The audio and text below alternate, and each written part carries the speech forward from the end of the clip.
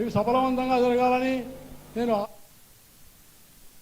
ఏలూరు జిల్లాలో వైసీపీకి భారీ షాక్ తగిలింది. 11వ డివిజన్ కార్పొరేటర్ కోయ జయగంగా, కోయ సత్యబాబు దంపతులు సహా సుమారు 200 మంది అనుచరులు జనసేనలో చేరారు. ఎమ్మెల్యే ధర్మరాజు, రాష్ట్ర వడ్డీ సంక్షేమ సంఘం చైర్మన్ ఘంటసాల వెంకటలక్ష్మి, అలాగే జిల్లా ఇన్ఛార్జ్ అప్పలనాయుడు వారందరికీ కండువాలు కప్పి సాధారణంగా పార్టీలోకి ఆహ్వానించారు. ఈ సందర్భంగా ఎమ్మెల్యే ధర్మరాజు మాట్లాడుతూ పార్టీ సిద్ధాంతాలు మెచ్చి పార్టీలోకి వచ్చిన వారికి అభినందనలు తెలిపారు. ప్రజా సంకల్పం, సమగ్ర అభివృద్ధికి అంకిత భావంతో పనిచేస్తున్న పార్టీకి ప్రజలు అండగా నిలుస్తున్నారని అన్నారు.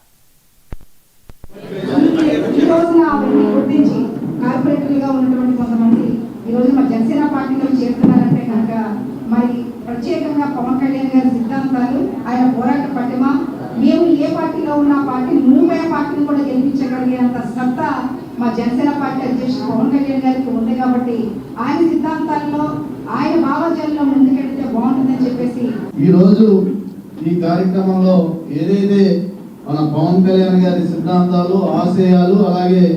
జనసేన పార్టీ యొక్క లక్ష్యాన్ని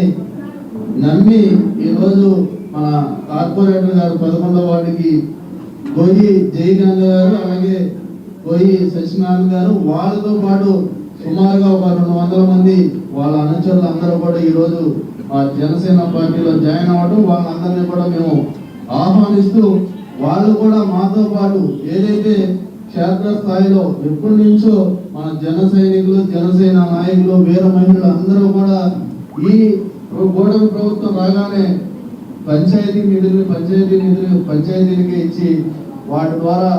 ఆ పంచాయతీలు కూడా అభివృద్ధి పదంలో తీసుకెళ్తూ ఇలాగ అనేక కార్యక్రమాలు. ఎందుకంటే పూర్తి స్థాయిలో ఈ ప్రక్షాళన పట్ల అంటే చాలా దుస్థితిలోకి చీకటిలోకి వెళ్ళిపోయిన ఈ రాష్ట్రాన్ని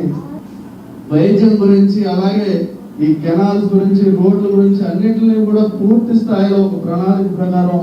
అభివృద్ధి చేసే విధంగా ఈ కూటమి ప్రభుత్వం ముందుకు వెళ్తుందని తెలియజేస్తూ మరొకసారి మన కోయి జయకాంత్ గారికి, అలాగే కోయి సత్యనారాయణ గారికి, ఆయనతో పాటు